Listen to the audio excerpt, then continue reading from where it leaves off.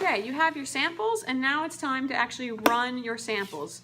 You've got the DNA in there, but you want to amplify it. You want to really see the message strongly. So I'm going to show you how to do that. Get to your container. You're going to take out one of your mini PCRs. You're also going to take one bag that says mini PCR on it. Take your mini PCR, and you're going to load your samples into it. So you should have 4 samples. You'll load each sample in.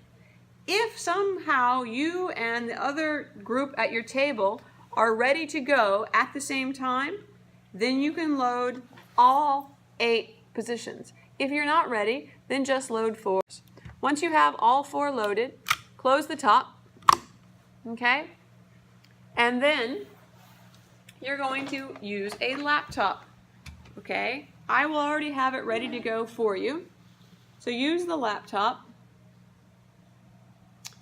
And you got to do 2 more things though.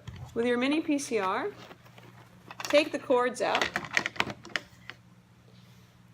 And you are going to connect this mini PCR to your computer using a USB. Yeah, right there in the back is your USB. So you're going to plug one end of the USB here, the other end of the USB into one of your USB ports. But that's not it. This needs to get power. You're also going to take this cord, the big black one, and it should say mini PCR on it. And you are going to plug that into a power source. The other end goes into this mini PCR. Then notice there is an off and an on. Make sure it says on. If it's on, you should see a little flickering light. Okay? Still not done. We need to tell it exactly what we want it to do. And for that, you are going to use this programming on the computer. So, on the computer, you will find a little icon that says mini PCR. Click on that program. And now it's opening up. And then you are going to see this protocol. Okay? When you have that protocol on there, you're going to look in your booklet on page 16 and set it exactly how it says. So they're going to be different for each lab you do. So make sure you follow those instructions, exactly what it's supposed to do. You can call it a new name. So we're going to say, I'm going to call it Ms. Hambrick. You can call it your name. Ms. Hambrick, Missy Baker Lab is what I'm going to call it. And then I'm going to just follow my instructions, exactly what it says to do.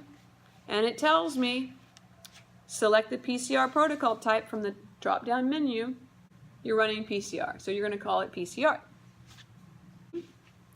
And then you're going to enter the parameters. So it says 94 degrees for initial denaturation, and then you're going to set that at time, right below it, 30 seconds. Then it says denaturation. It says 94 degrees again, and that time there is only 5 seconds. Then it says the annealing. That one is going to take it down to 57 degrees Celsius and 5 seconds. And then your extension, which is 72 degrees Celsius, 8 seconds.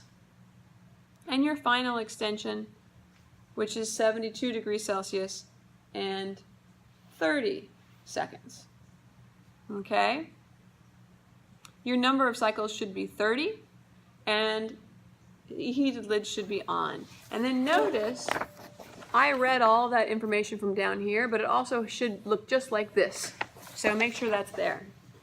Now, very key, now click Save. It's at the bottom, kind of the middle on the bottom. Click Save, and then and then click Upload to miniPCR. And if you don't see Upload to miniPCR, make it a full screen, and you're going to actually see it because it's at the very bottom right of the screen, right down there. So then you'll click Upload to miniPCR. It'll say that one PCR will come up, and you want to look for the number here. And if I look under my under my USB, it says this is PCR number 475. And sure enough, on my screen, it says PCR name 475, so I know this is the right one. I will hit OK, and now it's going. So it's loading. It's taking a moment. It still has the last person's in there, and now I see it switch to my name, and it's starting. And this is now going to run for 33 minutes. Now is the time for you to do other things while it's running.